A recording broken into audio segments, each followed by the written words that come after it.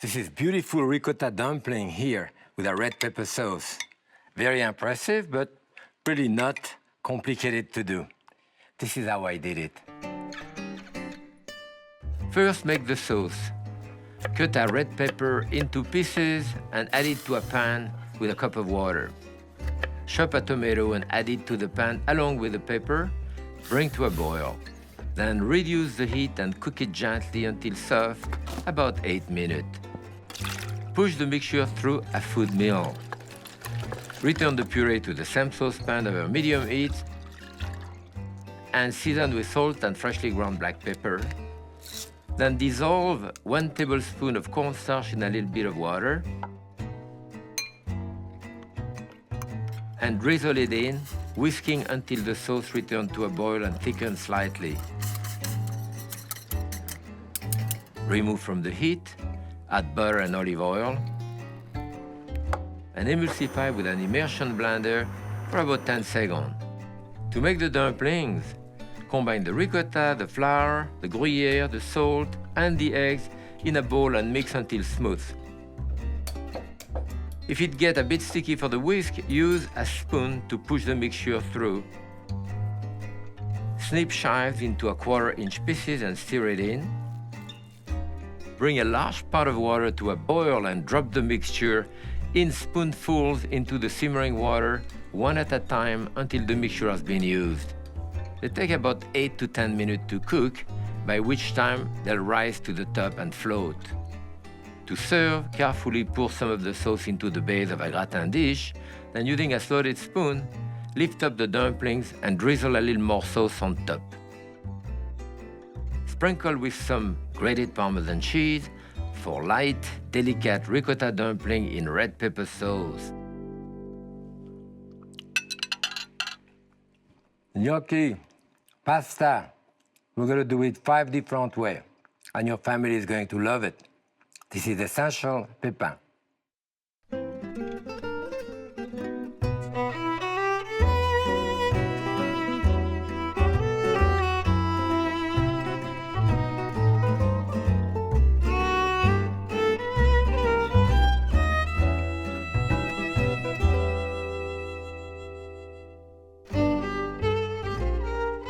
I'm doing all kind of pasta today. I'm going to do a gratin of macaroni Beaucaire, named after a town in the south of France, Orzo with an arugula sauce, a gnocchi Maison, and a linguine with clam sauce and vegetables.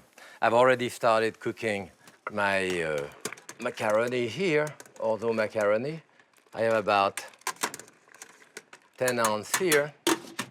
It's interesting, you know, when you cook a macaroni, for example, you get much more out of it, out of 10 ounces. 10 ounces of spaghetti, like at home, we eat 2 people on it.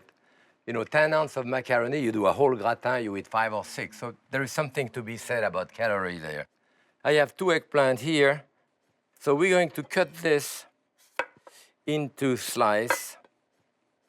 I won't use that first one. And cook that in the oven.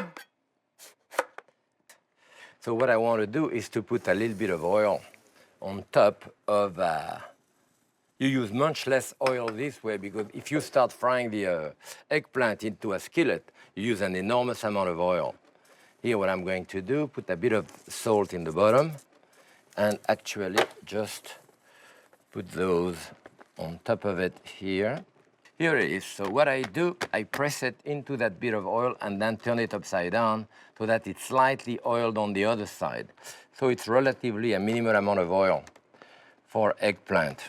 Eggplant can be a real sponge, you know, they absorb a great deal of oil. Okay, that's it. So we put that in the oven, 375, 400 degrees for about 30 minutes or so. Now my eggplant are cooked. See, they are soft and nice, and we're going to do a gratin with layer of eggplant and layer of tomato, maybe cut in 2 slices to alternate. Put a dash of olive oil there and a layer of eggplant to cover the bottom. Here we are. I have it all over. Now a layer of tomato Maybe I put a dash of salt on top of this here. Okay. Now I'm going to put the pasta on top of it. And in my pasta, I'm going to put some salt, pepper, grated cheese. I have Parmigiano here. A little bit of chive for color here. Olive oil in there. Now here, a layer like that of those macaroni. And on top of it, we'll do the same thing again. Slice of eggplant, slice of tomato. Again, here we are. That's it. Beautiful gratin. And on top of that, we're putting cheddar cheese. You could put another type of cheese, but with elbow macaroni, I like some cheddar. That's it. Now, this has to go into the oven. About 400 degrees for about 30 minutes. Here's my beautiful gratin of Macaroni Beaucaire. As you can see, I have enough here for an army with 10 ounces of macaroni. So there is a layer, remember, in the center of it, with a layer of eggplant underneath as well, making a mess out of it, but okay. Whoop, here we are. The Macaroni Beaucaire. And with that, you know, a little glass of Montepulciano is going to work just fine. And now I'm going to cook orzo. Orzo are those pasta which look like rice here, you know, and you can do a lot of things with it. And it's different in texture than your standard pasta. So I'm going to start salted water here. I have a pound of orzo here. Bring it back to a boil. And you want to let it boil about 7-8 minutes. So we're going to do a sauce with pignole nuts, onion, scallion, tomato, cheese, and of course the arugula that I have here, which is beautiful little arugula, just been washed. You can see it's wet from washing, and that's all you need in terms of liquid. So we'll start with the olive oil, and I want to brown those pignole nuts in this. This is coming back to a boil, so I will remove that. My pan is really hot here. Okay. Yeah, they are beautifully brown already in like a minute or so. Onion. They don't have to be too fine, you know.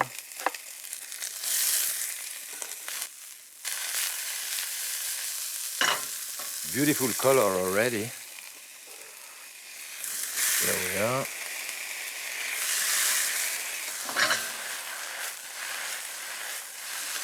That's it. Okay, now I can put my anchovies in it. See the moisture here. I forget whether I put any salt in there. No, I didn't. That's why you have to taste all the time when you cook. Taste, cook, and adjust. Cooking is the art of adjustment. Here is my arugula. I have some arugula in my garden, and this is a wild arugula. So this you want to let it get wilted. And I'm going to need some cheese for that. In that case, you could have a Romano. You could have Parmesan cheese. It's never enough cheese for me in pasta. And you can also use a vegetable peeler, you know, to do little flake of cheese, you know, on top of your pasta like this. That looks good too. That's good with wine too.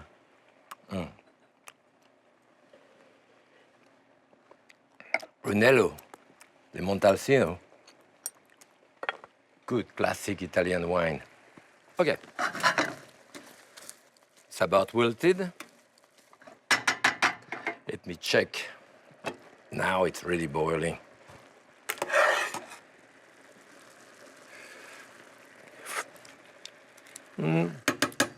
It's pretty al dente.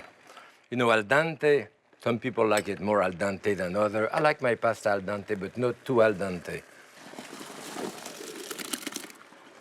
Good.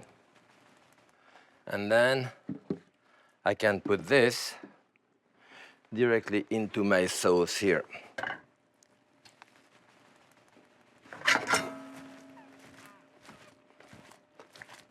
A bit of the grated cheese inside, and maybe a little more on top.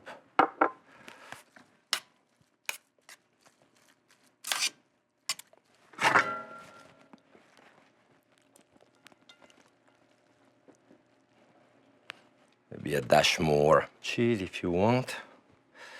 And that's basically it. This is the orzo with arugula sauce. I have a potato here, about 6-8 ounces for that recipe. I'm doing some gnocchi, Maison. Maison meaning my house, my style. And you can do gnocchi with potato only, or with the pâte à choux, the same mixture that you do cream puff, you know, or a mixture of those, as I'm going to do today. So that potato, which is still lukewarm, I'm going to put it in the food processor here. And with that, I'm going to do a little bit of a pâte à choux. I have here half a cup of water. Half a cup of water. I'm going to put a dash of salt in this, like a tablespoon of olive oil. And with that, I will need half a cup of flour. When you do a pâte à choux, usually the same amount of flour than liquid. Sometimes you do it with milk, sometimes you do it with water. Here I'm doing it with water. Don't try to pour a little bit at the time. You have to dump the whole thing in it and mix it and go fast. So now it's boiling nicely. I drop the whole thing in it and then mix it. This is the base, really, of your pâte à choux. And you can see it here, that mixture, you know. So I want to cook it maybe 30 seconds or so, just to dry it out a little bit. Usually you would let that cool off a little bit, but we can do it right away. And put that with the potato. I'm going to mix it a little bit.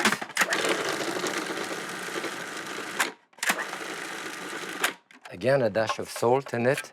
I'm going to put a little bit of grated Romano cheese and maybe a bit of pepper as well. And there we're putting 2 eggs in there. So let it turn. Break the egg directly here.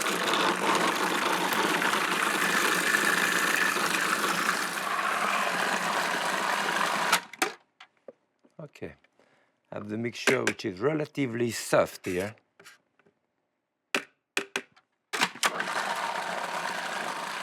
That's it. You could use a spoon, actually, take a tablespoon of it and drop it in the water, which will be perfectly fine. Or we can do it with a pastry bag, one or the other. What you do in a case like this, you put that to the end like this. This is not too liquid, but sometimes it's a bit more liquid. You twist this, you push this in. So you can fill up your bag and it doesn't fall off. A good idea also is to put it in something like that high, so it's easy to fill it up. Okay.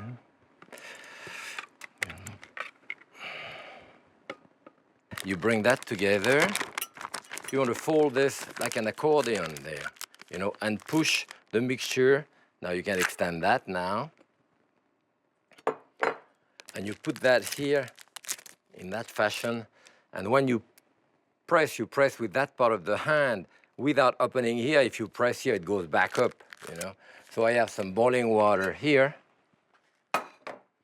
And you can use just a little knife like this. I put it on the side. This is for a first course, actually, you know, so you can, of course, double this, a cup of flour, and that will be enough for a main course, but this is for a first course. You want to poach them like 4 or 5 minutes, you know, in there. If you have no use for it right away, put that in a boil of water and ice until it's cold. You drain them out, you don't leave them in the water. Put a little bit of oil on top so they don't dry. We're going to put them in a small gratin dish like this. I'm going to butter it a little bit.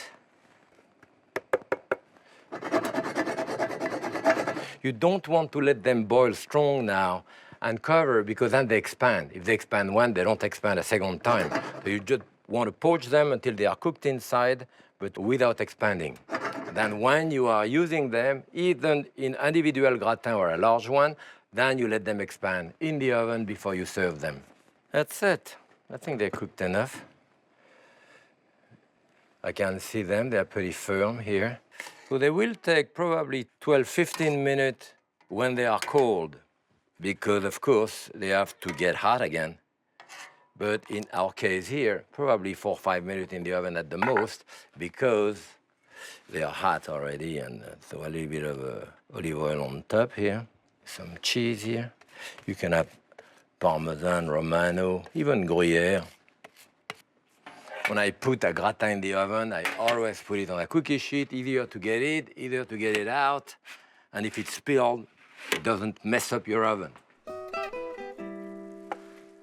Okay. Maybe a little bit of green on top for color here, a bit of parsley. This is it. A little gratin, and those are the gnocchi Maison.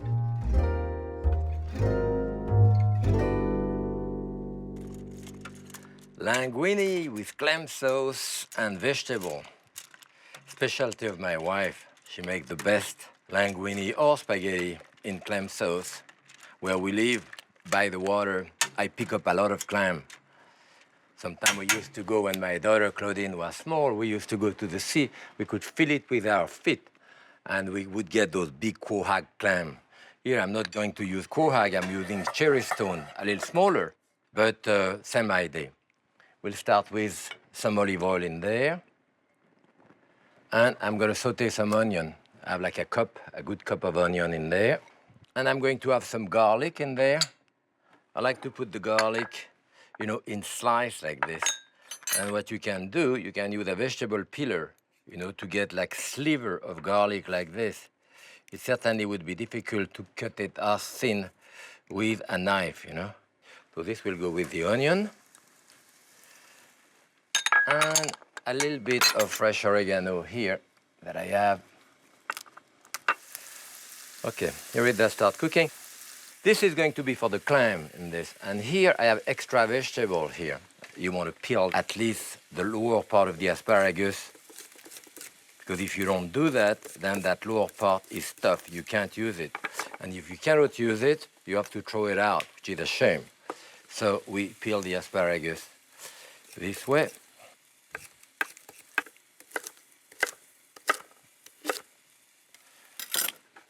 That goes in there.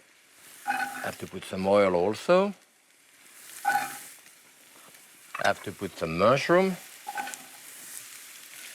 And of course you can do it just with the clam. But here, okay, so this, maybe in half, in 3 pieces. And eventually I'll put some tomato in there.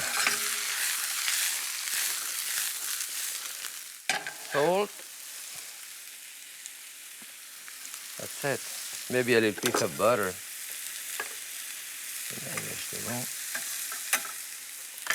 And now the clam.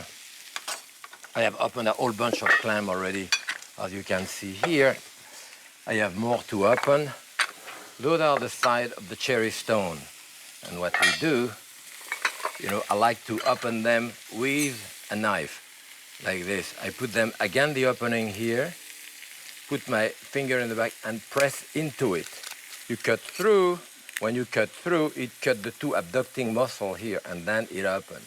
And then out of this, you want to cut that here on this side. Remove that part here, especially like if you serve cherry stone, small one rather, and cut them this way to slurp them out, you know, which is the best way. Another way of opening it is to open it with the regular opener from the back here. This is often the conventional way. I personally find it more difficult.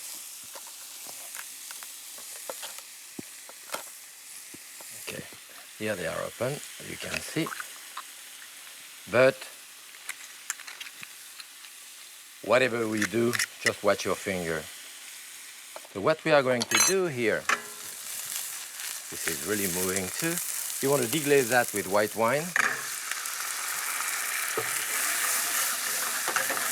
And I'm going to use the juice of the clam. What we do here, you know, when you open all of your clam, I've done it already, you finish opening them and you cut them into pieces. One of the best ways to really use a scissor, because with a knife it tends to slide, to cut them in half. I've cut most of them here. So you use your scissor. And at the beginning, before even you do that, you wash all of your clam in the liquid and then bring them back into another bowl. Let that liquid rest for like 10-15 seconds and pour it gently. You see, you don't really have to strain it because any sediment is at the bottom. So you let that gently rest and then you pour the top on top of it. In fact, we are going to use it here.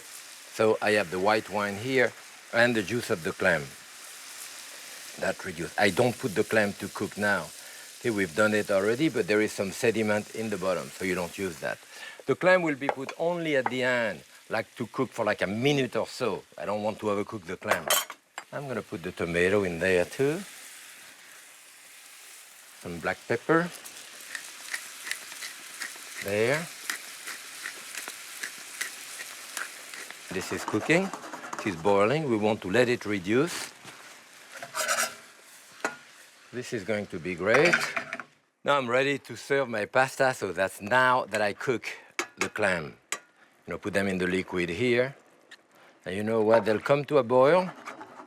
Barely coming to a boil. They get tough and they will be tender. Like this, that's it. Let's see my pasta. So it's cooked now. Okay. Here it is in there. I'm gonna put a bit more of olive oil in there. Maybe a dash of salt, even though I have salt here, but that. Pepper, again. The clam is served with the shell. Of course, it's bigger in the plate, but I like it off the shell. I'm gonna put all of those vegetables in there, as well as my clam. Sometimes I toss this, you know, together. Been known to do this. And what happened is that I serve that on the plate with a big ladle of the clam and clam juice on top of it. So like that I can divide the clams a little better if I do it this way. I'm gonna put some Parmigiano, Reggiano, and you can see that it's a lot of liquid in it, but you know it will absorb that liquid. When I don't do that, when I don't have all of that liquid, I always put like one ladle or two of the juice, of the water of the pasta, you know, when I serve it. So here we are here. This, to bring it directly. Ow. The pasta, linguine with the clam sauce and vegetable. I love red wine with pasta. This is a Brunello di Montalcino, so that's really good. Now, don't be afraid to make mistakes in the kitchen, you know, not brain surgery. And as you go, you get better as time goes. That's what happened to me. Happy cooking.